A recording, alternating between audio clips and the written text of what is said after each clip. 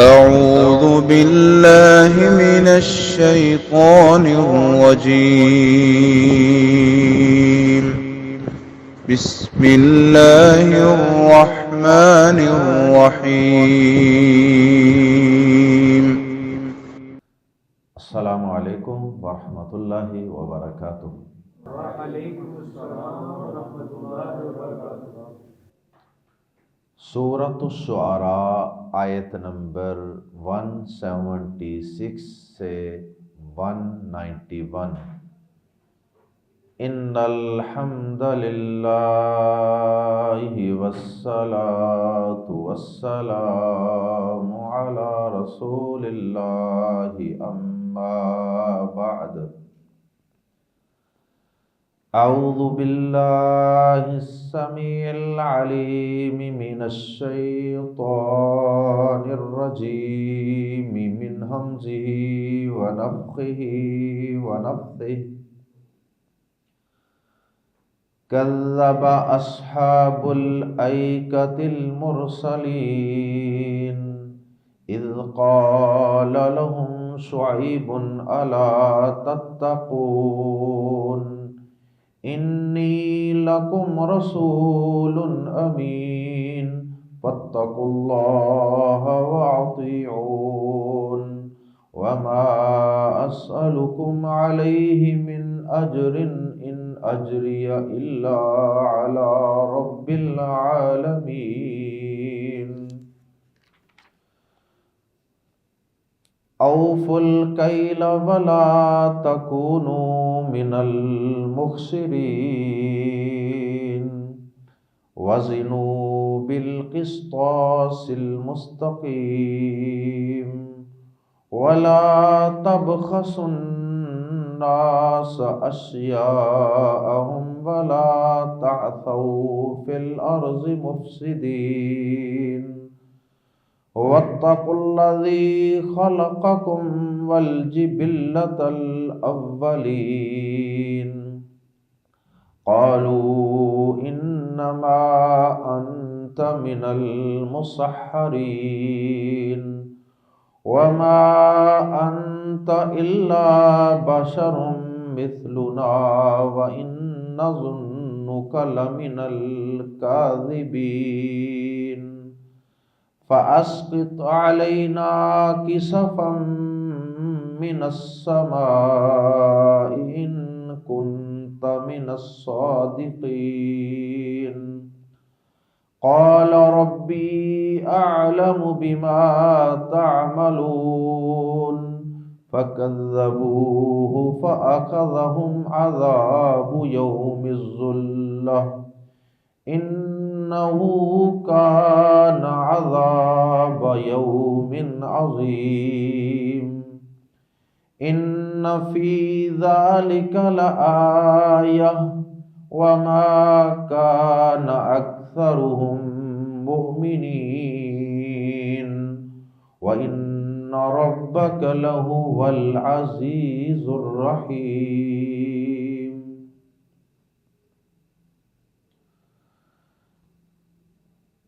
حضرت شعیب علیہ السلام کا تذکرہ آیات زیر تفسیر میں کیا گیا ہے،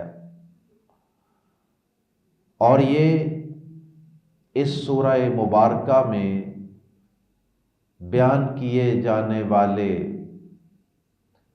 انبیاء کرام اور ان کی قوموں کے قصوں میں سے 7واں اور آخری قصہ ہے۔ حضرت شعیب علیہ السلام اللہ رب العزت کے ایک برگزیدہ پیغمبر اور رسول ہیں۔ اللہ رب العزت نے انہیں مدین والوں کی طرف، جنہیں اصحاب المدین بھی کہہ لیتے ہیں، اصحاب مدین، مدین ایک علاقے کا نام ہے، تو اللہ پاک نے ان کو اہل مدین اور اصحاب الایکا، ان دو بستیوں کی طرف مبعوث فرمایا تھا۔ بعض مفسرین کے نزدیک اصحاب الایکا اور اصحاب مدین اور ایکا یہ ایک ہی بستی کے دو نام ہیں، لیکن امام ابن کثیر رحمہ اللہ اور دیگر کئی مفسرین کے خیال میں اور ان کی تحقیق کے مطابق یہ دو الگ الگ بستیاں تھیں جن کی طرف اللہ رب العزت نے حضرت شعیب علیہ السلام کو نبی بنا کر مبعوث فرمایا تھا۔ یہاں پر ایک اور بات کی بھی وضاحت کرتا چلوں کہ بعض لوگ یہ سمجھتے ہیں کہ شاید یہ شعیب علیہ السلام وہی ہیں جن کے پاس حضرت موسیٰ علیہ السلام جا کر ٹھہرے تھے مدین میں، جن کی دو بیٹیاں کنویں سے پانی نکال رہی تھیں اور انہوں نے پھر ان کو حضرت موسیٰ علیہ السلام کو اپنے گھر بلایا تھا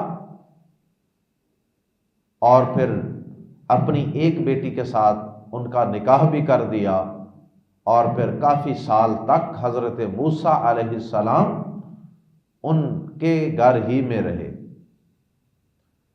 تو بعض لوگ یہ سمجھتے ہیں کہ یہ جو شعیب علیہ السلام رسول ہیں، پیغمبر ہیں، شاید یہ وہی شعیب ہیں جن کے ہاں موسیٰ علیہ السلام ٹھہرے تھے، لیکن یہ بات کوئی یقینی نہیں ہے، کسی جگہ بھی اس بات کی وضاحت نہیں ہے کہ یہ وہی شعیب ہیں۔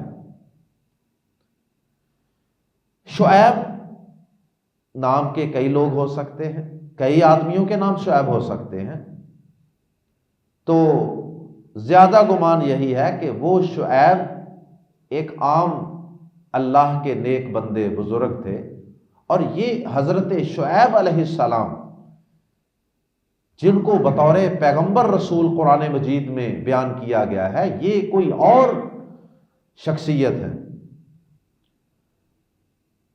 واللہ تعالی اعلم۔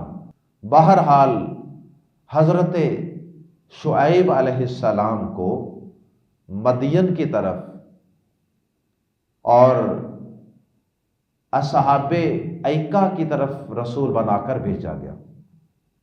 مدین تو ایک علاقے اور بستی کا نام ہے، اور ایکا کہتے ہیں درختوں کے جھنڈ کو، جہاں بہت زیادہ درختوں، جنگل کہہ لیں، درختوں کا جھنڈ کہہ لیں، گھنے درخت کہہ لیں۔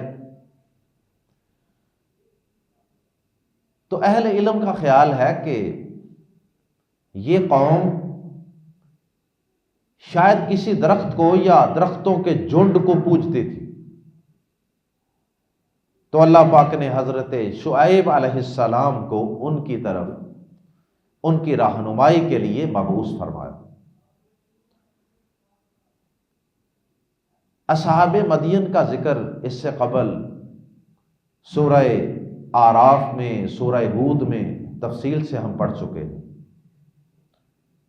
اور جو اہل علم کہتے ہیں کہ یہ دونوں ایک ہی بستی ہیں یا دونوں ایک ہی قوم ہے، تو ان کے خیال میں اس قوم پر 3 قسم کے عذاب آئے، ایک زلزلہ اور ایک چنگاڑ یا چیخ۔ ان 2 عذابوں کا ذکر تو قرآن مجید کے دیگر مقامات پہ موجود ہے، اور تیسرے عذاب کا آیات زیر تفسیر میں تذکرہ ہے سورۃ الشعراء میں، اور وہ ہے الذلہ، ذلہ سائبان کی شکل میں اللہ پاک نے کوئی ان کے اوپر بادلوں کی شکل میں یا امبریلا کی شکل میں اللہ پاک نے کوئی عذاب نازل فرمایا۔ تو یہ تینوں عذاب مفسرین کی پہلی رائے کے مطابق ایک ہی قوم پر نازل ہوئے، اور جو دوسری رائے ہے امام ابن کثیر رحمہ اللہ کی اور دیگر مفسرین کی، اس کے مطابق یہ مدین الگ بستی ہے اور ایکا یہ الگ جگہ ہے۔ تو دونوں کی طرف شعیب علیہ السلام کو بھیجا گیا۔ تو اس دوسری تفسیر کے مطابق مدین والوں پر پہلے 2 عذاب آئے، ایک زمین کے زلزلے کی شکل میں اور ایک آسمان سے آنے والی زبردست چیخ کی شکل میں، اور ایکا والوں پر عذاب آیا یوم الذلہ، سائبان کا دن۔ اب یہ سائبان کیا تھا،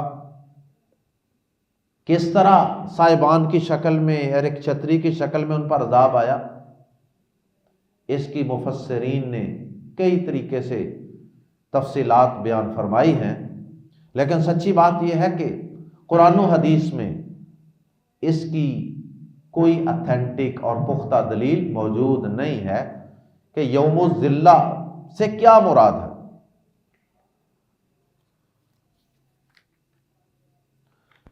یوم الذلہ سے کیا مراد ہے، یہ ذلہ کی وضاحت قرآن و حدیث میں کہیں موجود نہیں ہے۔ اللہ تعالیٰ بہتر جانتے ہیں کہ اس عذاب کی صحیح اور پوری تفصیل کیا تھی۔ البتہ مفسرین اس بات پہ تقریباً متفق ہیں کہ چونکہ اس قوم نے، ایکا والوں نے، حضرت شعیب علیہ السلام جب ان کو دعوت دیتے رہے توحید کی اور دیگر برائیوں سے روکتے رہے، تو جیسا کہ ابھی ہم آیات زیر تفسیر میں پڑھیں گے کہ انہوں نے کہا تھا کہ تو ہم پر آسمان سے کچھ ٹکڑے گرا دے، آسمان سے ٹکڑے گرا دے۔ تو اللہ پاک نے پھر اسی قسم کا کوئی آسمان سے سائبان کی شکل میں، ممکن ہے کہ مختلف سائبان ہوں، جگہ جگہ سائبان کی شکل میں اوپر سے کوئی آگ گری ہو، یا سخت کالے سیاہ رنگ کی گھٹائیں بادلوں کی شکل میں ان کو ڈھانپ لیتی ہوں اور پھر اس کے بعد وہ موسلادھار برستی ہوں۔ واللہ عالم اس کی کیا صورت تھی، یہ کوئی آگ کی شکل تھی یا کوئی بارش کی شکل تھی یا پھر یہ سائبان نما کوئی پتھر تھے، واللہ تعالی عالم۔ تو اس قوم پر یہ عذاب آیا۔ اللہ پاک نے قرآن مجید کے اندر جن کو ڈسکس کیا اور بیان فرمایا ہے، وہ ایک تو شرک، اور اس کے بعد ماپ تول میں کمی، یہ بطور خاص ان کے جرائم تھے، اور پھر زمین کے اندر فساد پھیلانا۔ اللہ پاک نے ان جرائم کو بطور خاص آیات زیر تفسیر کے اندر بیان فرمایا ہے کہ یہ راہزنی بھی کرتے تھے، ڈکیتیاں کرنی، رستے میں لوگوں کو لوٹ لینا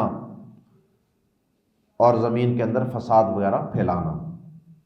تو آئیے قرآن مجید کے الفاظ میں پڑھتے ہیں حضرت شعیب علیہ السلام کا اصحاب الایکا کو واعظ و نصیحت دیگر انبیاء کی طرح۔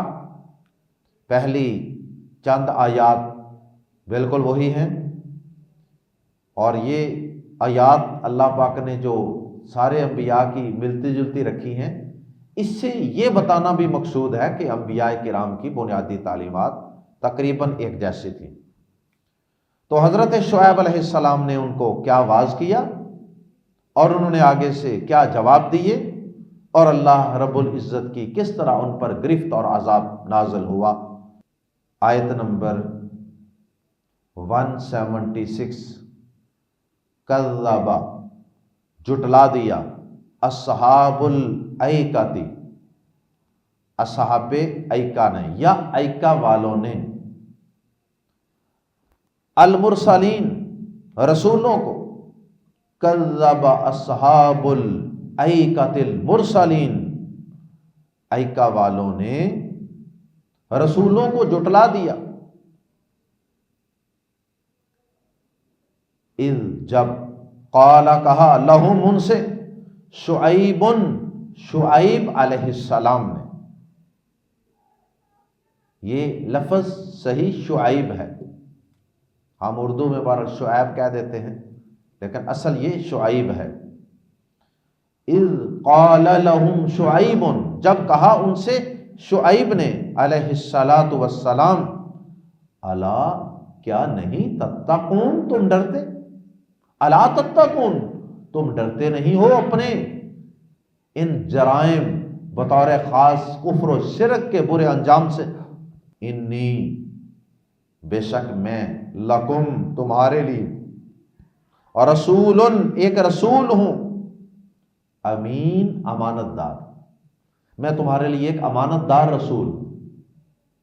اور اس میں دو باتیں یاد رکھنی ہے، جہاں بھی جتنے بھی رسولوں کے بارے میں یہاں ہم نے پڑھا انی لکم رسول امین، میں تمہارے لیے امانت دار رسول ہوں، تو اس کے دو مطلب ذہن میں رکھنے ہیں۔ ایک تو یہ کہ میری سابقہ زندگی تمہارے سامنے ہے، میں نے کبھی کسی سے خیانت نہیں کی، تو جب میں نے تم سے خیانت نہیں کی تو پھر کیا میں اللہ کے بارے میں خیانت کروں گا، اپنی طرف سے جھوٹی باتیں بنا کر اللہ کے ذمہ لگا دوں گا؟ دوسرا مطلب یہ ہے کہ جو پیغام اللہ نے مجھے دیا ہے میں اس میں اپنی طرف سے کوئی کسی قسم کی کم و کاست، کمی بیشی نہیں کروں گا، جو کا تو تم تک پہنچاؤں گا۔ دونوں اس کے مطلب ہیں، انی لکم رسول امین، بلا شبہ میں تمہارے لیے ایک امانت دار رسول ہوں، ٹرسٹ وردی میسنجر۔ فاتقوا اللہ، یہ اصل میں ہے فا پس اتقوا اللہ، اللہ سے ڈر جاؤ، دوبارہ تقوی کی تلقین، فاتقوا اللہ پس اللہ سے ڈر جاؤ، وَأَطِيعُونِ اور میری اطاعت کرو، آخر سے چھوٹی یا حذف ہے، وَأَطِيعُونِی تھا اصل میں، وَأَطِيعُونِ اور میرا کہا مانو، میری اطاعت کرو۔ رسولوں کی اطاعت کتنی اہم ہے، رسولوں کی پیروی، ان کی بات کو ماننا کس قدر اہم اور ضروری ہے کہ ہر رسول سے اللہ پاک نے یہ کہلوایا، وَأَطِيعُونِی میری اطاعت کرو، میری اطاعت کرو، میرا کہا مانو، مجھے اوبے کرو۔ وما اور نہیں، اسالو میں سوال کرتا، کم تم سے، یسالو وہ سوال کرتا ہے، تسالو تو سوال کرتا ہے، اسالو میں سوال کرتا ہوں، نسالو ہم سوال کرتے ہیں۔ وما اسالو اور نہیں میں سوال کرتا، کم تم سے، علیہ اس پر، سوال نہیں کرتا مراد ہے تقاضا نہیں کرتا، ڈیمانڈ نہیں کرتا، اس پر کس پر؟ اس نبوت اور رسالت کی ذمہ داری پر، من اجرن کسی اجرت کی، ان اجریہ، اجری یہاں پر جزم پڑھ لیتے پھر بھی درست تھا، لیکن یہاں پر زبر لگائی گئی ہے کلام میں خوبصورتی پیدا کرنے کے لیے، بعض اوقات ایسا کیا جاتا ہے۔ ان اجریہ، ان کے آگے اللہ آ جائے تو ان کا معنی بدل جاتا ہے، ان کا معنی اگر کی بجائے ہو جاتا ہے نہیں، ان اجریہ نہیں میرا بدلہ، میری اجرت، الا مگر، علی پر، رب العالمین پروردگار عالم پر، میری اجرت تو پروردگار عالم کے ذمے ہے، وہ مجھے اس کا صلہ دے گا۔ اللہ اکبر۔ یہاں ایک بات کی وضاحت بھی کرتا چلوں کہ بعض لوگوں نے ایسی آیات سے یہ مفہوم نکالنے کی کوشش کی کہ جس کا مطلب ہے کہ قرآن مجید کی تعلیم دینے پر، تنخواہ لینا یا جماعت کروانے پر تنخواہ لینا، جمعہ پڑھانے پر وظیفہ لینا، یہ جائز نہیں۔ یہ سراسر قرآن و حدیث کے علم سے ناواقفیت کی بنیاد پر کہا جاتا ہے۔ صحیح بات یہ ہے کہ یہ انبیاء کرام نے یہ نہیں کہا کہ میرا تم سے لینا کوئی حرام ہے، یہ کہا ہے کہ میرا مطالبہ نہیں۔ دوسری بات یہ ہے کہ یہ تو کہا جا رہا ہے ان منکروں کو جو نبی رسول ماننے کے لیے تیار نہیں۔ جو نبی رسول ماننے کے لیے تیار نہیں ہے اس نے بھلا کیا اجرت دینی؟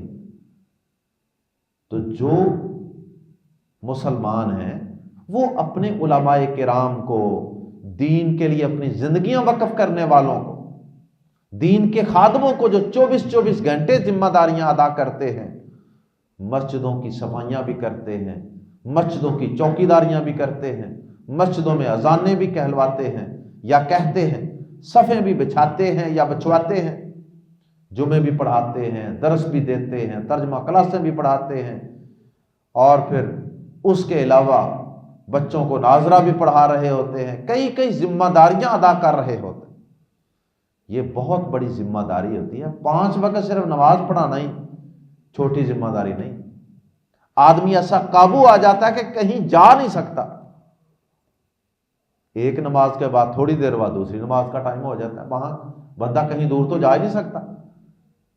تو یہ آدمی جو ہے جو دین کے لیے وقف ہے نا، اور کئی علماء پھر اس میں درمیان میں مدرسے میں درس نظامی بھی پڑھاتے ہیں، تو ایسے لوگ جو دین کے لیے وقف ہیں ان کی خدمات کی دین کو ضرورت ہے۔ ان کی مسلمان اگر خدمت کرتے ہیں یا اسلامی حکومت ہے تو اسلامی حکومت کو چاہیے کہ ان کے وظیفے اور اسکالرشپ لگائے، یا یوں کہہ لیں کہ بعض اسلامی ملکوں میں تو مسجد مدرسے جو ہے نا وہ لوگ اپنے طور پہ چلاتے ہیں اپنی مدد آپ کے تحت، تو وہاں لوگ خود ہی پھر ایسے لوگوں کے وظائف اور تنخواہیں وہ بھی معمولی ہوتی ہیں، وہ انہیں جمع کر کے دے دیتے ہیں۔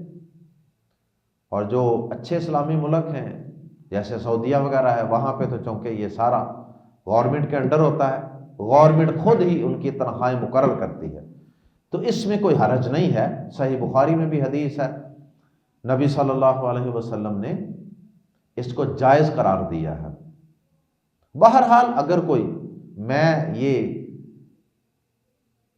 اپنے حق کے لیے نہیں کہہ رہا، میں تو الحمدللہ، آپ میں سے اکثر لوگ جانتے ہیں کہ میں تو کچھ لیے بغیر ہی الحمدللہ یہ دین کی ساری خدمت کر رہا ہوں، لیکن جو لوگ، کیونکہ میرے پاس تو اور سورسز اللہ نے مجھے دیے ہیں، لیکن جو لوگ صرف دین کے لیے وقف ہیں اور وہ کچھ نہیں کرتے، تو ان کے لیے مسلمانوں کی طرف سے ان کو کوئی وظیفہ وغیرہ دینا یہ جائز ہے۔ کافر سے مطالبہ نہیں کر سکتے، جو مسلمان ہے جس کو پتہ ہے کہ اسلام کیا ہے، مسجد کیا ہے، نماز کیا ہے، امامت کیا ہے، خطابت کیا ہے، وہ تو شوق سے خدمت کرے گا نا۔ تو بہرحال یہ دونوں چیزوں میں فرق ہے۔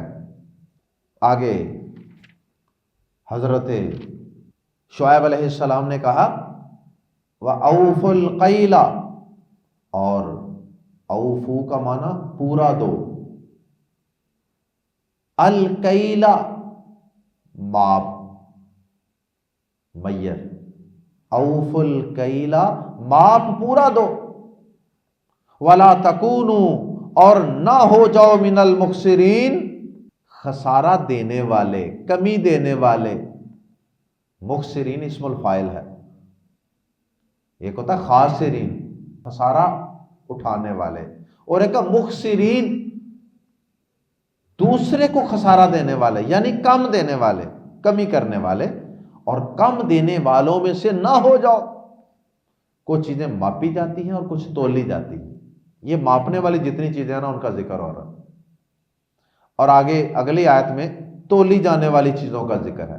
وازنو، واو پہلا جو ہے یہ اور کے معنی میں، اور اگلا لفظ ہے زنو، زنو کا معنی ہے وزن کرو۔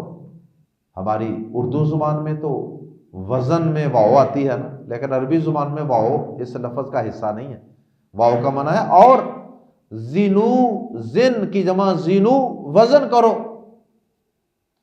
بی ساتھ، القسطاس ترازو ڈنڈی، المستقیم سیدھی،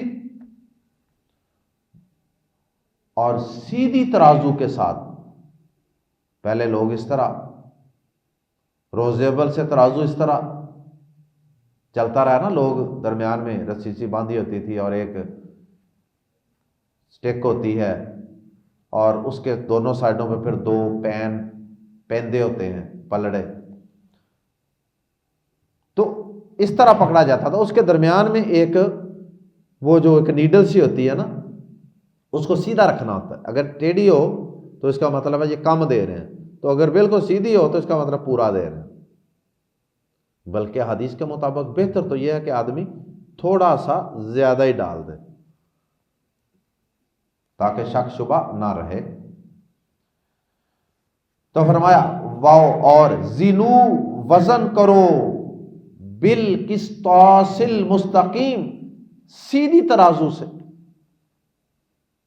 آج کل تو ڈیجیٹل ترازو بھی آ گئے ہیں، تو ان کے اندر بھی لوگ ڈنڈی مار لیتے ہیں، اندر سے سیٹنگ ایسی کر دیتے ہیں کہ وہ بظاہر اوپر ہندسے صحیح آ رہے ہوتے ہیں لیکن اندر سے چیز کی کوانٹٹی وزن کم ہوتا.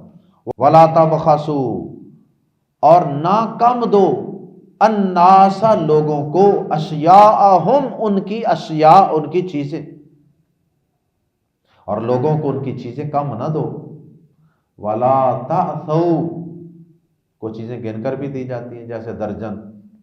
اب بندہ کہتا جی یہ 2 درجن آپ اورنج کر دو، مالٹے کر دو، تو 2 درجن تیزی سے گن کے ڈالنا ہے. اب کہاں کو گنتا ہے؟ اب 2 درجن جو ہے وہ 24 کی بجائے بندہ 22 ڈال دے، 23 ڈال دے. تو اور بھی کئی چیزیں ہیں، یعنی ماپ اور تول کے علاوہ بھی. تو اس لیے آگے دوبارہ کہا وَلَا تَبْخَسُوا النَّاسَ أَشْيَاءَهُمْ، اور لوگوں کو ان کی چیزیں کم نہ دو. اور سورۃ المطففین کے اندر تو اللہ پاک نے بڑی سخت تنبیہ فرمائی ہے نا، وَيْلٌ لِّلْمُطَفِّفِينَ، کہ یہ جو لیتے وقت پورا لیتے ہیں، خود جب لیتے ہیں کسی کو دیتے ہیں تو کم دیتے ہیں. تو اللہ پاک نے کہا کہ ان کے لیے ویل ہے، ہلاکت ہے، بربادی ہے، تباہی ہے، دنیا میں بھی اور آخرت میں. کچھ نہیں بنے گا ان کا دنیا میں بھی، بے برکتیوں پہ بے برکتیاں، حرام کھانے سے کچھ نہیں پوری پڑے گی ان کی، اور آخرت کے اندر بھی ان کے لیے تباہی اور بربادی اور ہلاکت ہے. حقوق لینے والے لائن میں لگے ہوں گے، مجھے بھی کم دیا، مجھے بھی کم دیا، مجھے بھی کم دیتا تھا. کتنے لوگوں کو یہ ان کا حق دے گا اپنے نامہ اعمال میں سے نیکیوں کی شکل میں. وَلَا تَأْثَوْا، اور نہ دنگا مچاؤ، فی الارض زمین میں، مفسدین فساد کرتے ہوئے. تاسو کا معنی چلو پھرو بھی کر لیتے ہیں. وَلَا تَاسَوْا، اور نہ چلو پھرو زمین میں، مفسدین فساد کرتے ہوئے. یا ترجمہ کر سکتے ہیں وَلَا تَاسَوْا، اور نہ دنگا کرو، فی الارض مفسدین، زمین میں فساد کرتے ہوئے. تو اس کا مطلب یہ اشارہ ہو سکتا ہے جو لوگوں کے حقوق غصب کرتے تھے، راہ زنیاں کرتے تھے، ڈکیتیاں کرتے تھے، اس کی طرف بھی اشارہ ہو سکتا ہے. اور بھی فتنہ فساد کی کئی صورتیں ہو سکتی ہیں. وَاتَّقُوا الَّذِي، وَاتَّقُوا، اور ڈر جاؤ، الَّذِي، اس ذات سے جس نے خلق، پیدا کیا، کم تمہیں، والجبلۃ، اور مخلوق، جنریشن، الاولین، پہلی، اور پہلی مخلوق کو. اس میں توحید کی بھی دعوت. اس اللہ سے ڈرنا ہے، اس ہستی سے ڈرنا ہے جس نے تمہیں بھی پیدا کیا اور تم سے پہلی مخلوق کو بھی پیدا کیا. اس میں یہ اشارہ بھی ہے کہ عبادت کے لائق صرف وہی ہے جس نے تمہیں اور تم سے پہلے تمہارے باپ دادا کو، آدم علیہ السلام تک سب کو پیدا کیا تھا. عبادت کے لائق صرف وہ ہے. سورۃ البقرہ میں بھی اللہ پاک نے ساری انسانیت کو اسی بنیاد پر اپنی عبادت کی دعوت دی ہے، اپنا یہی وصف بیان کر کے. کیا فرمایا؟ یا ایھا الناس اعبدوا ربکم الذی خلقکم والذین من قبلکم لعلکم تتقون. اے لوگو، عبادت کرو اس رب کی جس نے تمہیں اور تم سے پہلے لوگوں کو پیدا کیا ہے تاکہ تم بچ سکو اس کے عذاب سے۔ تو جو پیدا کرنے والا ہے عبادت کے لائق بھی وہی ہے، جو پیدا نہیں کرتا وہ عبادت کے بھی لائق نہیں ہے۔ کسی کی عبادت سے پہلے، کسی کے نام کی نظر نیاز دینے سے پہلے، کسی کو سجدہ رکوع کرنے سے پہلے، کسی کے آگے ہاتھ باندھ کر کھڑے ہونے سے پہلے، اور کسی کے آگے دستے سوال دراز کرنے سے پہلے، کسی کو مشکل کشائی حاجت روائی کے لیے پکارنے سے پہلے انسان کو دیکھ لینا چاہیے کہ اس نے کیا پیدا کیا۔ کچھ نہیں پیدا کیا اللہ کے علاوہ کسی نے بھی۔ تو یہ توحید کی دعوت ہے۔ قالو، انہوں نے کہا، یہ وہی جواب ہے جو حضرت صالح علیہ السلام کو قوم ثمود نے دیا تھا۔ قالو، انہوں نے کہا، انما، صرف محض، انت، تو، من المسحرین، جادو کیے گئے لوگوں میں سے ہے، تو انہی لوگوں میں سے ہے جن پر جادو کیا گیا ہے، جادو زدہ لوگوں میں سے ہے۔ مسحرین، ہاں پر زبر ہے، اسم المفعول ہے، جس پر جادو کیا جائے، اور ہاں کے نیچے زیر آ جائے اسم الفاعل بن جاتا ہے۔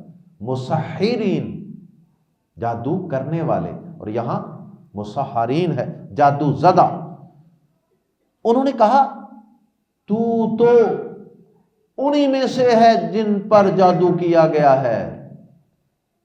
صالح علیہ السلام کو بھی قوم نے یہی کہا تھا۔ جادو زدہ کیوں کہتے تھے؟ کہ اچھا بلا تھا، تو شریف آدمی تھا، کسی کو کبھی کوئی تکلیف نہیں پہنچائی تھی، سچا انسان تھا، ایماندار تھا، سارا کچھ تھا، یہ اچانک تجھے کیا ہوا؟ ہمارے معبودوں کے خلاف بولنے لگ گئے۔ یہ تو ہمارے آباء و اجداد سے یہ روایت چلی آ رہی ہے ان کاموں کی، اس پہ تو کبھی آج تک کسی نے ہمیں کچھ نہیں کہا تھا، اور تجھے کیا ہو گیا اچانک اے شعیب؟ اللہ اکبر۔ اور قرآن مجید میں دوسرے مقام پہ ہے کہ وہ یہ کہتے تھے، الصلواتک تأمرک، کیا تیری عبادت اور تیری نمازیں تمہیں یہ سکھاتی ہیں کہ ہمارے معبودوں کو برا بلا کہو اور ہمیں ان کاموں سے روکو؟ آج کل بھی اگر کوئی کسی کو برائی سے روکے، کوئی دین کی دعوت دے، کوئی سود سے روکے، حرام کھانے سے روکے، تو یہی کہا جاتا، داڑھی کا مینا مارا جائے گا، عورت ہے تو پردے کا تانا دیا جائے گا، مرد ہے تو اس کی نمازوں کو، اس کے حج کو، اس کے روزوں کو پنجابی میں کہتے ہیں نا پنا جائے گا۔ وما انت، اور نہیں ہے تو، ایک اور اعتراض، وما انت الا بشر مثلنا، اور نہیں ہے تو مگر ایک بشر ہمارے جیسا ہی، ہمارے جیسا ہی ایک بشر ہے۔ تو کہتا میں رسول بن گیا ہوں، بولا ہمارے جیسا ہی بشر رسول کس طرح ہو سکتا ہے؟ رسول تو کوئی اوپر سے آنا چاہیے تھا۔ وَإِن، یہ ان جو ہے یہ یہاں انا کے معنی میں ہے، کیونکہ آگے جملے کے اندر اگر کسی لفظ پر لام زبر لا آ جائے نا تو انا اور لام زبر لا اکٹھے آتے ہیں عام طور پہ۔ تو آگے چونکہ من الکاذبین سے پہلے کیا ہے؟ لام زبر لا، لامن الکاذبین، اس لیے وہ لام زبر لا اشارہ دے رہی ہے کہ یہ ان بھی انا ہے اصل میں۔ تو اس کو تخفیف کہتے ہیں، خوبصورتی کلام میں پیدا کرنے کے لیے کچھ تبدیلیاں ہر زبان میں کی جاتی ہیں۔ تو یہ اصل میں انا تھا، بلکہ انا کے آگے الف بھی تھا جو حذف کر دیا گیا، یہ انا تھا۔ وَإِنَّا، اور بے شک ہم، نَظُنُّ،